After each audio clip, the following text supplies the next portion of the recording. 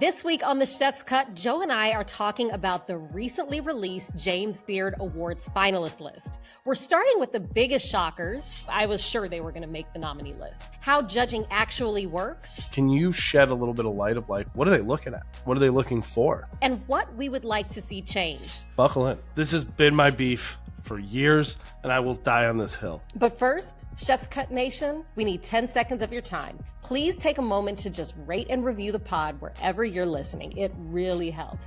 All right, let's go.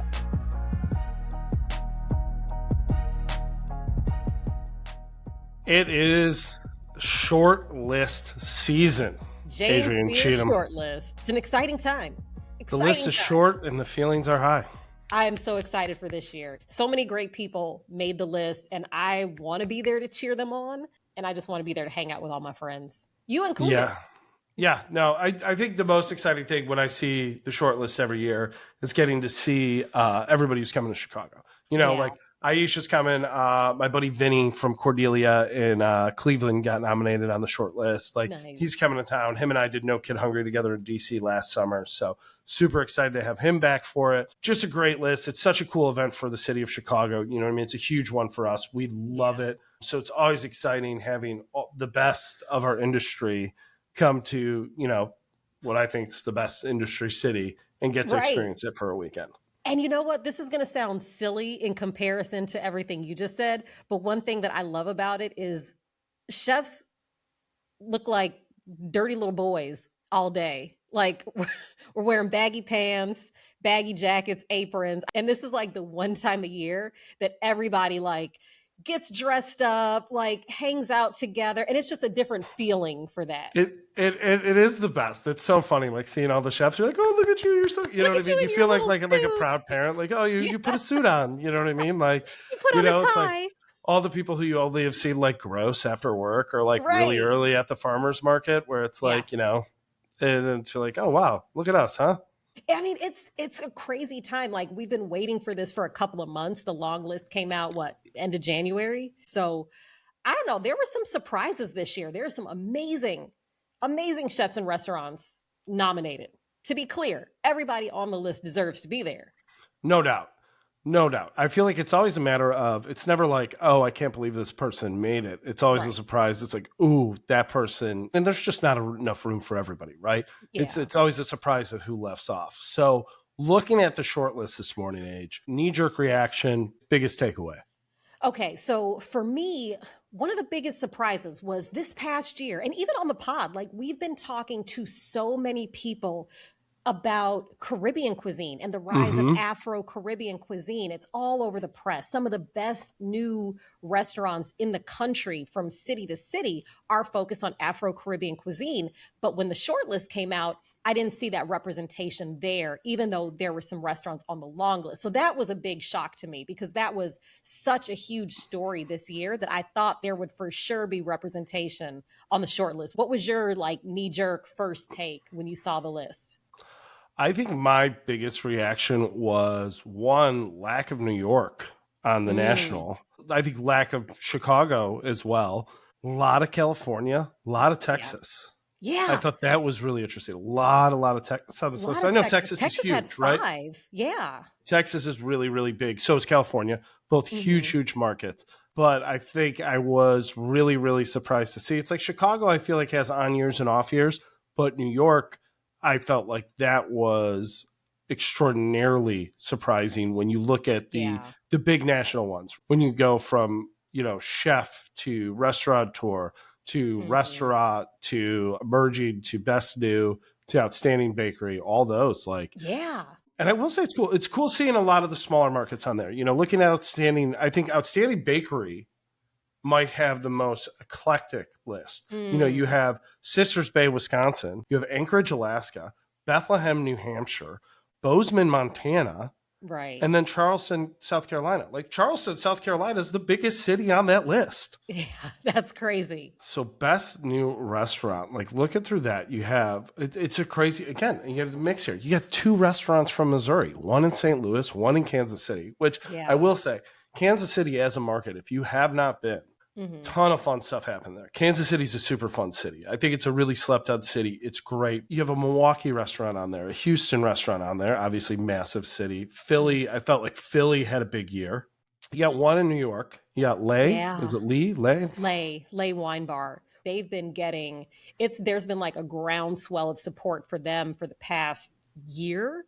I've been hearing about them from everybody. Tons of write-ups. They were just in Bonap this week. What I found really interesting is some of these restaurants are very wine focused too. So like you have Maison Bar Van in DC, 𝗧 Wine Bar. Like a lot of these places are very wine focused, like kind of wine bar restaurants. So that seems to be a big trend this year. Well, even if you go to Outstanding Restaurant, staying on that same tip, you see Four Horsemen there. Which, you know what I mean, is like the wine bar of wine bars. You know what I mean? Is you could argue is the coolest wine bar in the United States. Yeah. Owned by like the coolest dude in the United States, James Murphy from LCD Sound System. Right? It's great. I've been there twice. I mean, I love Four Horsemen. It like really set a new wave. It's been open for like 10, 12 years and it really like set a new tone for the types of wine focused restaurants and the types of food places do. It's great. It's really special. I've been there in different iterations of it, and every time I thought it was spectacular. So I think we got to get into, Outstanding Restaurateur, because obviously I did not make the short list. I don't know if you're aware. I know. I was very sad about that. But honestly, I was really hoping that I could be cheering you on in Chicago this year. Yeah. And I mean, I think we're a restaurant group that's, arguably 5 years old at the oldest, but like really a couple of years old from, when we expanded. And I think so for us to be long listed was a huge accomplishment this year. So I don't think I had any thoughts that we would make the short list. And I think, the short list is stacked this year, but it was surprising seeing, I thought our boy Simon would be on that short list for sure. I mean, he's been on a generational tear. Yeah. That one was really surprising to me, especially because there's nothing from New York on that list. He created a whole new genre and concept of steakhouse, updated the style that a steakhouse could be, and has turned this restaurant concept into a now global powerhouse brand. And the food is really good. You're right. Like that was a big shock. And when you didn't make the short list, I mean, like you said, it was your first year being nominated. A lot of people first year may not make it onto the short list, but you can be up again next year. Yeah. And more people will be paying attention. More people will be thinking of that. And then second year could make it to the short list. No doubt. But yeah, Simon, I was shocked. That was probably the most surprising. The outstanding chef category, I thought it was surprising that one, you got 3 California chefs on that list. You got one from Grand Junction, Colorado, and then one from Mystic, Connecticut. On a year where it's like that long list included, greats like Missy Robbins. Right. Last year we had 𝗃𝗃. 𝗃𝗃 won last year. Like New York, we had a really strong year last year. In Outstanding Chef, we had Gabrielle Cruther and 𝗃𝗃 Yim. 𝗃𝗃 won. And this year, Gabrielle Cruther didn't make it to the short list, which I was shocked by. Yeah, I also think it's interesting too when you see stuff like the chef from Catbird Seat was up for Outstanding Chef but didn't make the short list, but the restaurant did for restaurant. You know what I mean? So that's always like an interesting one to me of like how that affects voters like in their favor or not in their favor, right? All that being said, I think it's always interesting, you know what I mean, seeing who's left off. But there is somebody that we do have to give a special congratulatory shout out to who's been on the pod that made it to the finalist list. Our girl 𝗧𝗵𝗲 𝗧𝗵𝗲 Shoot Cat. The other one I want to give a shout out to, and this is a small off the beaten path one, but Best Chef Midwest, Zach Baker at 𝗏𝗏 up in 𝗏𝗏𝗏𝗀 or 𝗏𝗏𝗏𝗏 as they call it up in Milwaukee. I ate at 𝗏𝗏𝗏𝗏, I think it was a year and a half ago. We went up to visit a friend at Marquette, and I think it's one of the best Italian restaurants in the Midwest. Wow. It's a small little, husband-wife place, crazy good, super simple, like just unreal. And I saw that he made the short list. Super, super happy for them as well as my Balkan brethren down in Balkan Treek Box down in Missouri.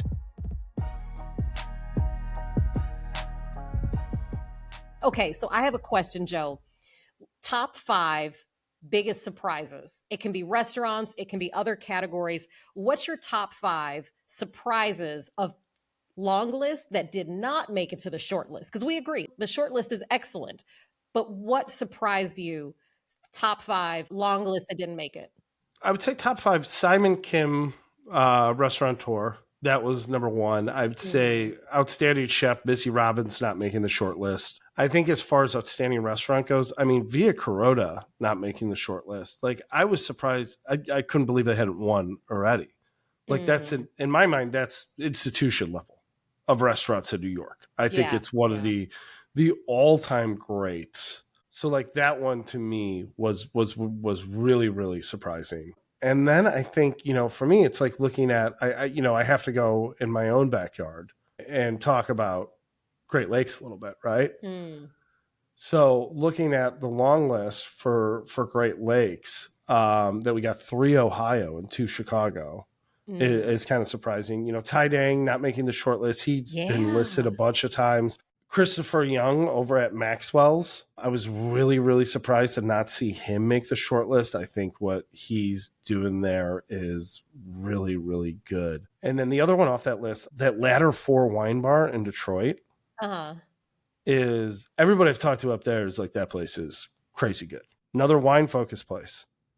You know what I mean? Talking about, some things that are trending, but them not making it. And also like, 𝗵𝗃 and 𝗧𝗵𝗲 have been on a just tear of opening restaurants in Chicago. You know what I mean? And they're all good. Mira was the one on the list, but you know what I mean? They have the Coach House and Lilac Tiger, and they just opened Nadu. And so I was kind of surprised to not see them shortlist, but those were my biggest ones. What do you think? So I was surprised by 𝗂𝗏. I was surprised Red Hook Tavern, Gabrielle Cruther, Simon Kim. And then I'm really conflicted about this because in the best new restaurant category, I had 2 of the best meals of the year at 𝗂𝗏 and Bong. Bong is a Cambodian restaurant in Brooklyn, and 𝗂𝗏 with Paul Carmichael, Afro-Caribbean, Pan-Caribbean cuisine.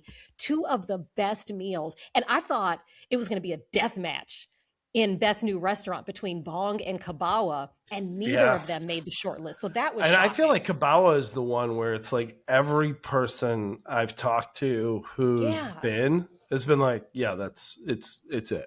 Yeah. So I mean, that's my top surprises from this. And again, I thought Caribbean cuisine, Afro-Caribbean cuisine had such a huge year. 𝗂𝗏 not making the list was a huge shock to me. I was sure they were going to make the nominee list.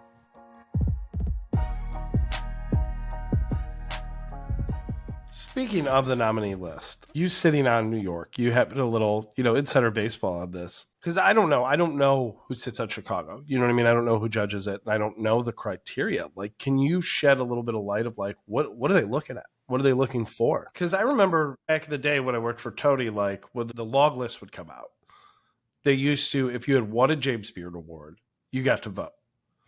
So him as a James Beard Award winner, he would get set a log list, and it was like a log, like Scantron form, right? Right. And you would go every region, and I think you'd get to vote maybe like 2 or 3 per region, if I remember correctly. I don't know, and some were 1. And it was always fun. Like him and I would go through together. Like I always looked forward to it. We'd talk about all these chefs and, talk about all the places we ate that year and which ones we thought were the best. And it was like a cool thing. But I don't think they do that anymore, right? I don't think so. They've changed the process significantly to make it more of a level playing field. It's a cool process because every category has different criteria, so to speak. Like, outstanding bakery, a brick and mortar has to have been open for 3 years. Best chef in a region has to have been cooking in that region for X number of years. It's a really cool process because it does look at restaurants holistically, from how the staff is treated to how the restaurant is run to the guest experience.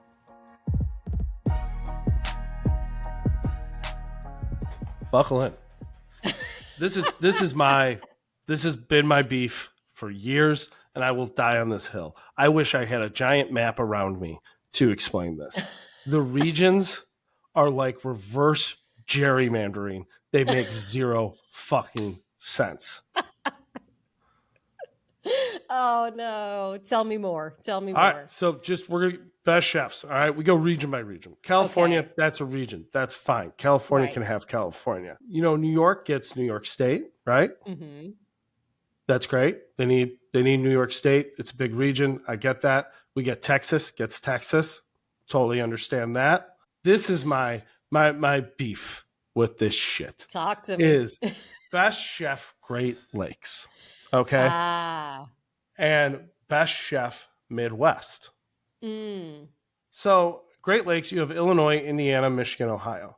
Midwest, you have Iowa, Kansas, Minnesota, Nebraska, Missouri, North Dakota, South Dakota, and Wisconsin.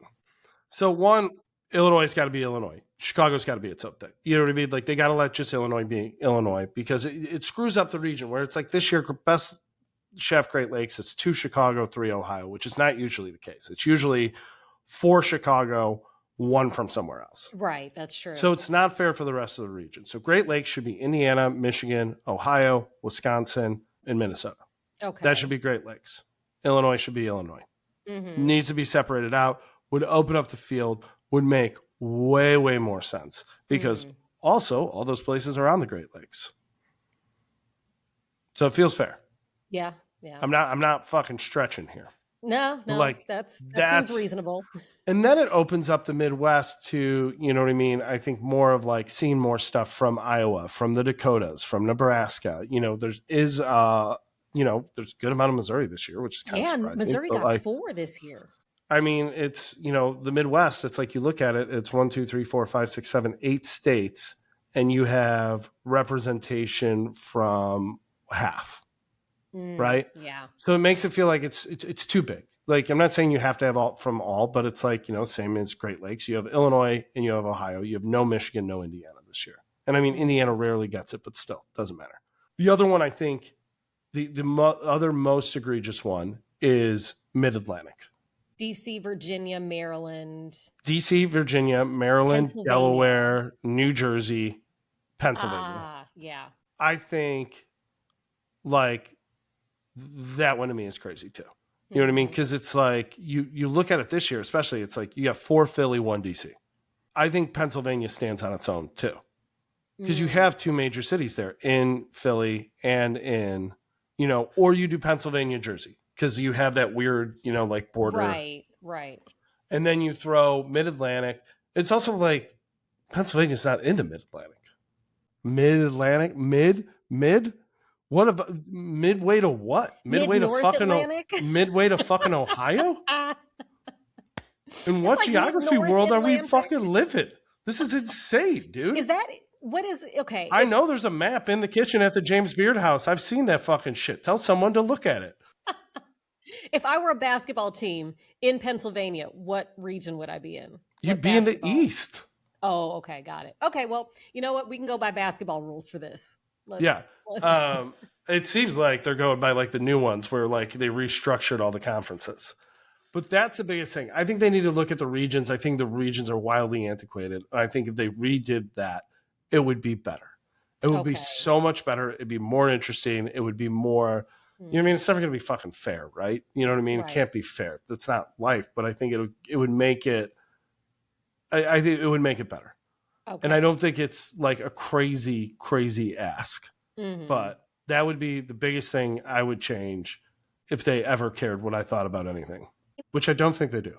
They are always evolving the process to try to make it better, make it more fair, make it more equitable, and take things like that into account. And I know there has been discussion about regions before. Other people have brought this up. I've heard, people from Florida are like, Florida should be its own region because you've got 8-hour, 9-hour drive, well, 10 if you count the Florida Keys, between North Florida and the Florida Keys. So getting coverage on a state that large is really difficult if you've only got 2 judges in Florida.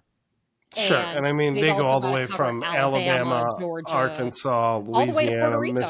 Puerto Rico's also southeast. So that's a huge, swath to cover. So there has been discussion about that before, but it is really interesting. I mean, clearly you've thought about the regions before. Big time. It's a passion of mine.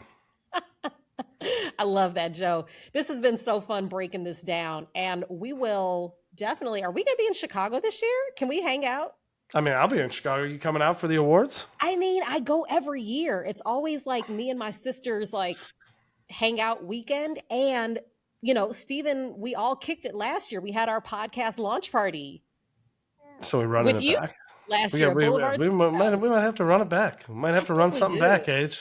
I think we should have another get together Sunday before the awards. How about Rosemary this year? Maybe. Ooh, that'd be fun. Open up the windows, get a little street action. Yeah, I mean, it's June, so it could possibly be nice. Out, maybe. You never know with Chicago, though. Never know. Never know. Joe, this has been such a blast. I can't wait to see who gets called when those envelopes are opened in June. Yep, so we'll have a good recap when it's over, Age. Till then, buddy. That's it for this episode of The Chef's Cut. Be sure to subscribe wherever you're listening, especially if you're watching us on YouTube, where you can get full-length video of every episode. And follow us at The Chef's Cut Pod on IG. For Joe Flam, I'm Adrienne 𝗓𝗓𝗄, and this has been The Chef's Cut, Life Beyond the Pass.